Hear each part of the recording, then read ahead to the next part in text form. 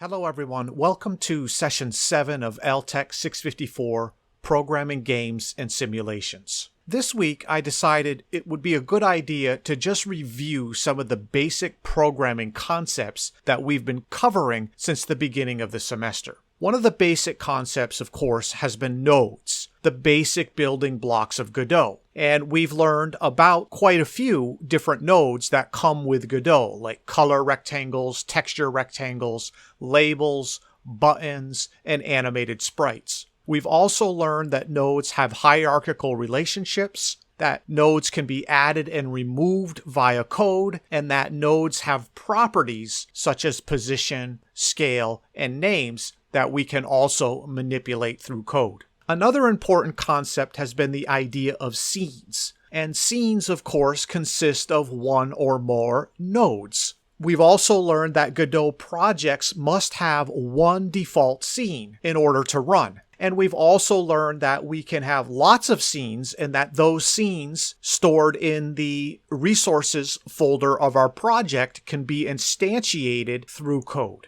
We've also talked a lot about functions, and functions are small, reusable chunks of code. Some functions come with Godot, such as the ready function. However, most of the time, we are going to write our own custom functions. And importantly, we can call those functions manually in our code so that they execute whenever we need or want them. Another important concept has been the idea of signals. And signals enable projects to be interactive. They are the mechanism through which we link interface controls, such as buttons or checkboxes, to functions in our code. We've also dealt a lot with if-else statements. And these are called conditionals, and they're used to control what happens and when in your code. And importantly, we've learned that if-else statements use evaluation to compare one or more values. And we use evaluation with the equals sign. We've also learned about variables. And we've learned that variables are used to store information, and the type of information that variables can hold varies.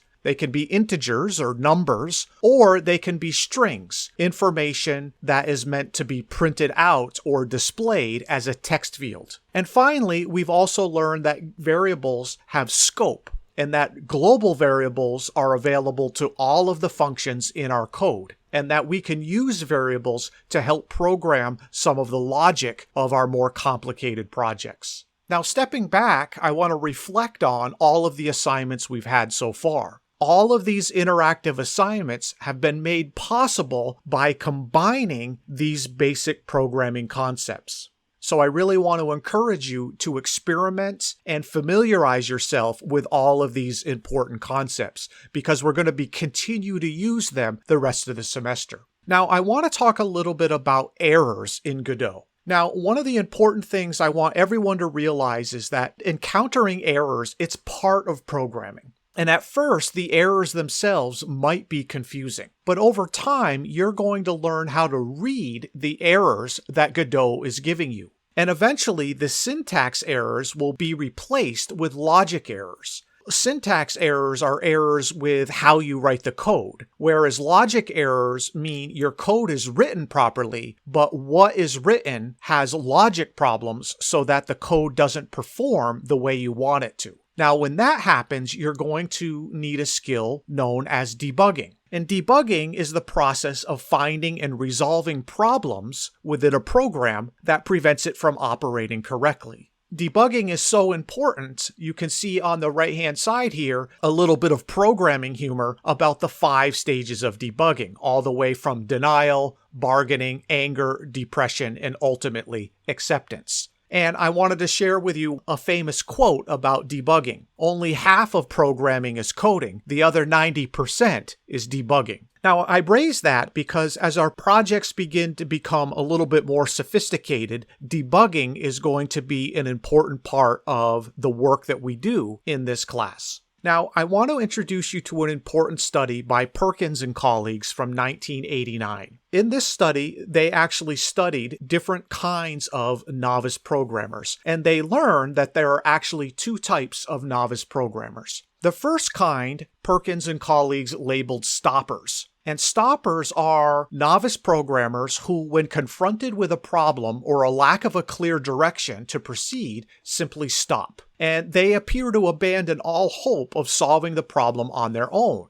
And Perkins talked about how students' attitudes towards mistakes and errors are important. And people who are frustrated by or have a negative emotional reaction to errors are likely to become stoppers. Now, the second kind of novice programmer was what they called movers. And movers are students who keep trying, experimenting, and modifying their code. Movers used feedback about errors effectively and had the potential to solve current problems and make progress in their software. However, extreme movers who were not able to track down a problem in their program ultimately ended up making changes more or less at random, and therefore got frustrated because they had little chance of making progress. So I point out these two types of novice programmers because I think it's very important for all of you to try to be movers. Keep trying, experimenting, and modifying your code. Try to break it down into small pieces and try to get it working on your own. However, if you run into a wall and you feel like you're not making any progress, at that point, reach out to your classmates or reach out to me for additional support.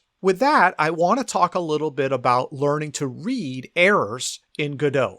So here's a very classic error. It says parser error, indented block expected. And the type of code that could cause that is written here in line 7. And we can see that the print statement in line 7 is not indented under the ready function declaration. And so the proper code should look like this. Notice that line 7 is indented under the ready function declaration. Here's another example. Invalid operands, string and int in operator plus. Here's the type of example of code that could cause that problem. Again, line 7. Here, we're trying to print out a string, but we're saying plus 17, which is an integer. The computer isn't smart enough to know that we are not trying to do math. So the way around that is we have to convert the integer 17 to a string and tell Godot all we're trying to do here is print out the number 17. Another classic error is parser error, expected at the end of the line. And this happens when we forget to include a colon at the end of a function declaration or at the end of an if, elif, or else statement.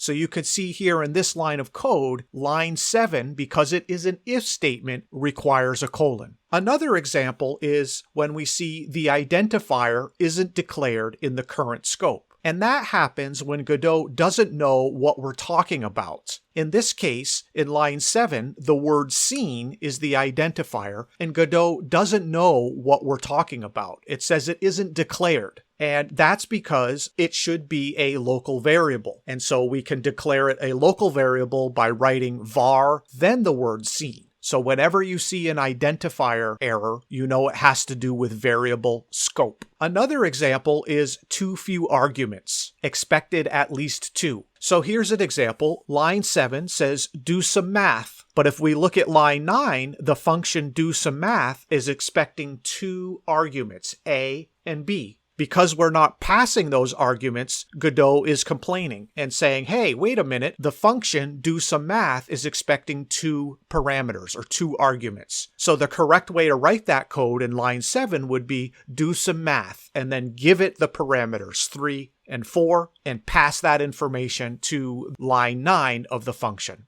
Finally, you've probably seen errors about a null instance. And a null instance means we're trying to get Godot to do something, in this case, add a child to something that doesn't exist. Null instance means whatever we're talking about doesn't exist. And so we can't add a child to nothing. And in this case, the error was we were using the wrong name of body. In the top example, line 8, it was body 2, and Godot didn't know what we were talking about because the actual node was named body in the scene tree, not body 2. So that's a little bit of an overview of errors that you are likely encountering as you work on your projects. I want to encourage you to learn to read these errors and try to deduce what they're trying to communicate to you. And over time, I promise it will become easier to interpret these errors and track down problems in your code. Okay, everyone, we're out of time for this week. Have a great week, and I'll see you in Canvas.